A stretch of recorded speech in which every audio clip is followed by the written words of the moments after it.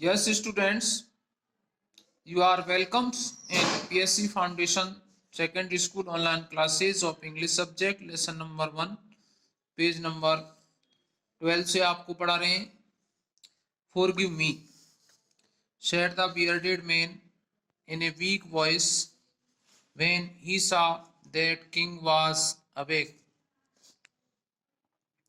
Forgive me, मुझे माफ कर दीजिए, क्षमा कर दीजिए, उस दाढ़ी वाले व्यक्ति ने धीमे स्वर में कहा जब उसने देखा कि राजा जाग गया था. I do not know you and have nothing to forgive you for, said the king. राजा ने कहा मैं तुम्हें नहीं जानता हूं और तुम्हें क्षमा करने जैसी कोई बात भी नहीं है. You do not know me, तुम मुझे नहीं जानते. You do not me, तुम मुझे नहीं जानते. But I know you. I am that enemy of yours who shall revenge on you because you put my brother to death and seized my property. आप मुझे नहीं जानते किंतु मैं आपको जानता हूं, मैं आपका शत्रु हूं. I am that enemy of yours, जिसने आपसे बदला लेने की शपथ ली थी क्योंकि आपने मेरे भाई को मार डाला और मेरी संपत्ति छीन ली. Seized my property. I knew you had gone alone to see that hermit, and I made up my mind to kill you on your way home, but the day passed and you did not return. मैं जानता था कि आप तपस्वी से मिलने अकेले आए हुए हैं और मैंने आपको घर वापस लौटते समय मार डालने का निश्चय भी कर लिया, किंतु दिन बीत गया और आप वापस नहीं लौटे. I knew you had gone alone to see that hermit, तुम तपस्वी से मिलने अकेले गए, मैं जानता हूँ. And I made up my mind to kill you on your way home, मैं तुम्हें मारने का निश्चय कर चुका था रास्ते में, लेकिन दिन गुजर गया, तुम नहीं लौटे. So I left my hiding place, इसलिए मैं अपने छिपने के स्थान से बाहर निकला. And came upon your bodyguard, और आपके अंगरक्षक से मेरा सामना हो गया जिसने मुझे पहचान लिया. Who recognized me, अंगरक्षक यानी बॉडीगार्ड यानी अंगरक्षक, तुम्हारे बॉडीगार्ड से मेरा संयोग से मिल गया, सामना हो गया. Who recognized me, जिसने मुझे पहचान लिया. And wounded me, और मुझे घायल कर दिया. I escaped from him, मैं जैसे तैसे उससे बच निकला. But I should have died if you had not dressed my wounds. I wish to kill you, and you have saved my life. Now, if I live, I will serve you as your most faithful servant, and will order my sons to do the same. Forgive me. मैं उससे बच निकला, परंतु यदि आपने मेरे घावों की मरहम पट्टी नहीं की होती तो मैं मर गया होता. मैं आपको मारना चाहता था और आपने मेरा जीवन बचाया है. You have saved my life, तुमने मेरा जीवन बचाया है. Now, if I live, I will serve you as your most. अब यदि मैं जीवित रहता हूं तो मैं सच्चे वफादार सेवक की तरह आपकी सेवा करूंगा और अपने पुत्रों को भी वैसा ही करने के लिए आदेश दूंगा. मुझे क्षमा करें. The king was very happy to have made peace with his enemy so easily and to have won him over as a friend.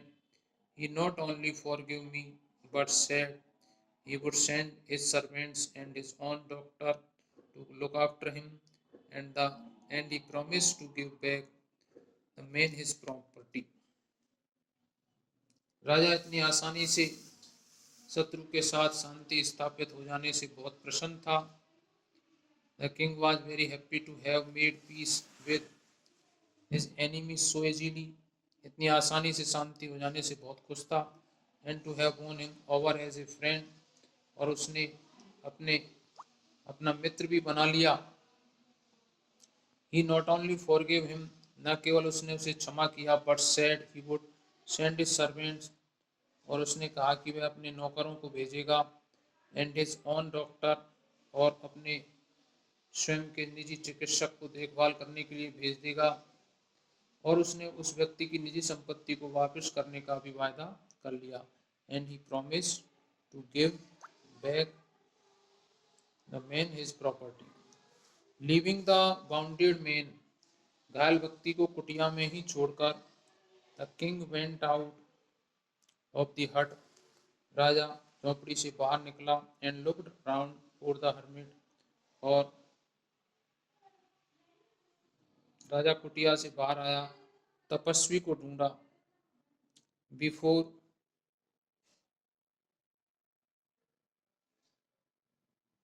Before going away, he wished once more to get answers to the questions. तपस्वी के पास जाने से पहले वह गया, प्रश्नों के उत्तर जानना चाहता था। The hermit was on his knees, sowing seed in the beds. तपस्वी घुटनों के बल झुका हुआ था और बैठा हुआ था और बीज बो रहा था। That had been dug a day before. एक दिन पहले खुदा था। King went up to the hermit and said, राजा तपस्वी के पास गया और कहा, for the last time I beg you to answer my questions wise man, हे विद्वान पुरुष, मैं अंतिम बार अपने प्रश्नों के उत्तर जानने के लिए आपसे निवेदन करने आया हूँ। For the last time I beg to answer, मैं आपसे निवेदन करने आया हूँ, मेरे प्रश्नों के उत्तर देने के लिए आपसे निवेदन करने आया हूँ, कृपया करके मेरा जवाब दें। अब देखिए सन्यासी क्या कह रहा है। You have already been answered, said the hermit, still bending down to the ground and looking up at the king as he stood before him.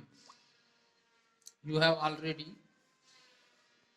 आपको पहले ही उत्तर दिया जा चुका है, तपस्वी ने कहा, जो अभी भी जमीन पर झुका हुआ था।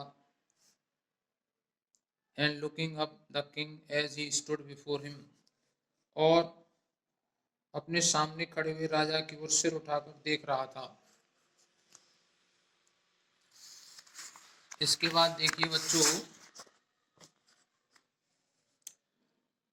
How have I been answered, what do you mean, मुझे उत्तर किस प्रकार मिल चुका है, आपके कहने का क्या अर्थ है। Do you not see, replied the hermit, तपस्वी ने उत्तर दिया, क्या आप नहीं देखते, समझते हो। If you had not pitied my weakness yesterday and had not dug these beds for me, you would have gone away. Then that man would have attacked you, and you would have wished you had stayed with me. So the most important time was when you were digging the beds, and I was the most important man, and to do me good was your most important business. Afterwards, when the man ran to us, the most important time was when you were caring for him, because if you had not dressed his wounds, he would have died without having made peace with you. So he was the most important man, and what you did for him was your most important business. Do you not see? Do you not see? क्या आप नहीं देखते, तपस्वी ने उत्तर दिया, नहीं समझते हो। यदि आपने कल मेरी कमजोरी पर दया नहीं की होती और क्यारियां नहीं खोदी होती तो आप वापस चले गए होते। pitied my weakness yesterday and had not dug these beds for me, मेरे लिए नहीं खोदी होती क्यारियां तो क्या होता। you have you would have gone away, जा चुके होते, then that man would have attacked you,